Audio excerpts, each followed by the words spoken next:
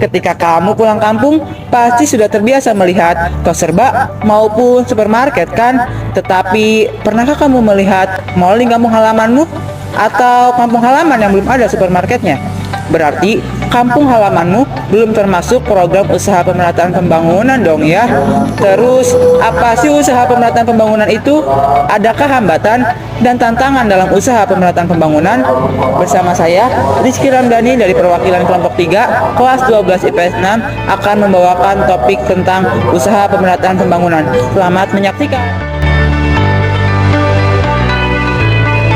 Sebelum Anda mempelajari tentang usaha pemerataan pembangunan di desa dan di kota, sebaiknya kalian sudah mempelajari materi tentang dampak interaksi desa dan kota yang ada di video kelompok sebelumnya.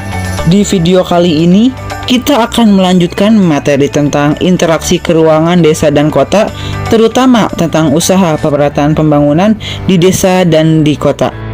Pemerataan pembangunan di desa dan kota merupakan rangkaian pembangunan yang berkesinambungan meliputi seluruh kehidupan masyarakat Indonesia untuk melaksanakan tugas mewujudkan tujuan nasional.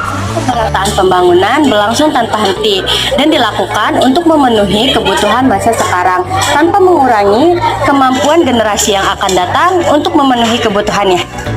Terdapat dua prinsip utama dari pembangunan nasional. Yang pertama, pembangunan nasional diselenggarakan berdasarkan demokrasi dengan prinsip-prinsip kebersamaan, berkeadilan, berkelanjutan, berwawasan lingkungan, serta kemandirian dengan menjaga keseimbangan, kemajuan, dan kesatuan nasional.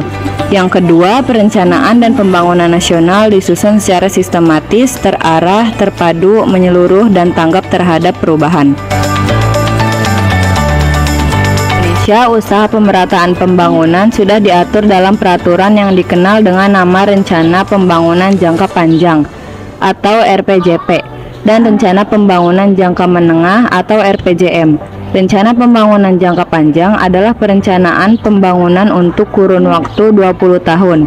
Contohnya Rencana Pembangunan Indonesia dari tahun 2005 hingga tahun 2025. Seperti sumber daya manusia dalam penurunan buta aksara atau tidak bisa membaca dan pemerataan pendidikan di seluruh negeri. Rencana Pembangunan Jangka Menengah adalah dokumen perencanaan pembangunan Indonesia untuk periode 5 tahun. Contohnya, Rencana Pembangunan Jangka Menengah Indonesia tahun 2015 hingga 2019 seperti pelaksanaan pembangunan Indonesia Pintar.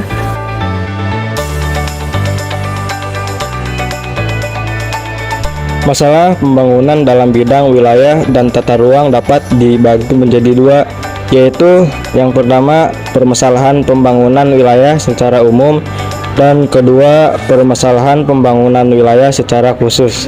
Permasalahan pembangunan wilayah secara umum di Indonesia diantaranya masyarakat yang berada di wilayah tertinggal masih keterbatasan akses dan terisolasi wilayahnya.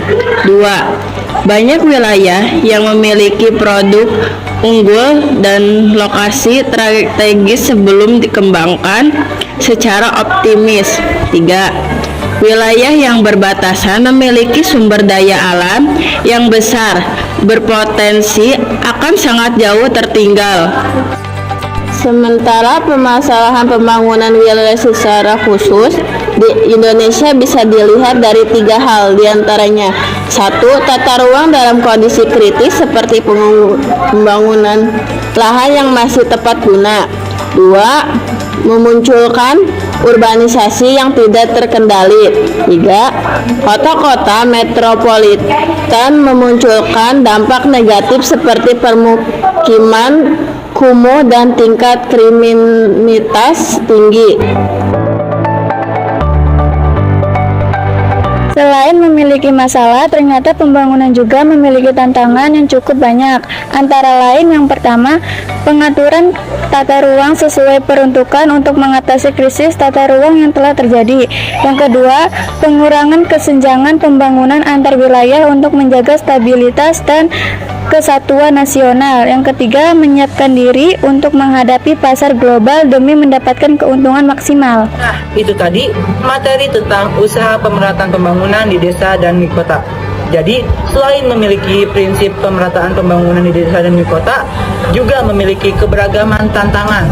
Salah satunya adalah pengaturan tata ruang yang sesuai dengan peruntukan, mengatasi krisis tata ruang yang telah terjadi.